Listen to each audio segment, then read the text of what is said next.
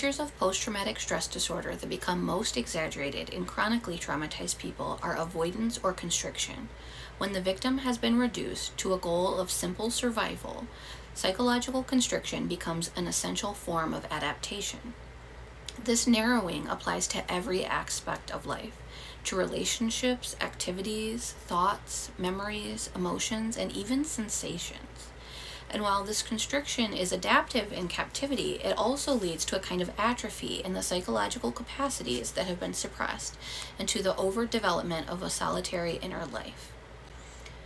People in captivity, which, as a reminder, is like child chronic trauma, not just like stereotypical captivity like being a prisoner of war or being kidnapped, become adept practitioners at the art of altered consciousness. Through the practice of dissociation, voluntary thought suppression, minimization, and sometimes outright denial, they learn to alter an unbearable reality. Ordinary psychological language does not have a name for this complex array of mental maneuvers, at once conscious and unconscious. Perhaps the best name for it is doublethink, in Orwell's definition. Doublethink means the power of holding two contradictory beliefs in one's mind simultaneously and accepting both of them. The person knows in which direction his memories must be altered.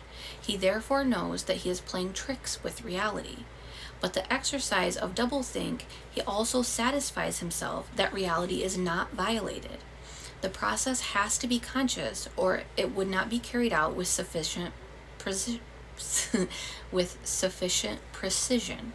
But it also has to be unconscious, or it would bring with it a feeling of falsity.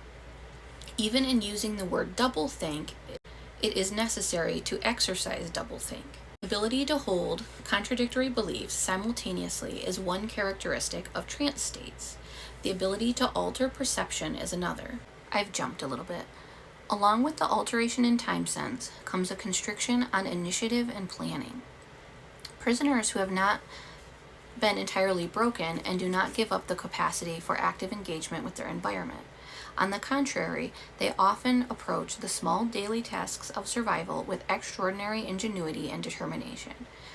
But the field of initiative is increasingly narrowed within confines dictated by the perpetrator.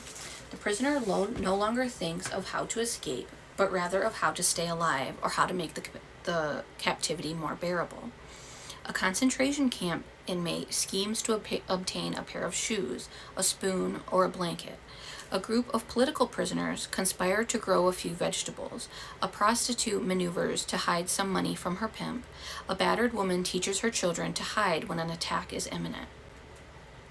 This narrowing in the range of initiative becomes habitual with prolonged captivity, and it must be unlearned after the prisoner is liberated.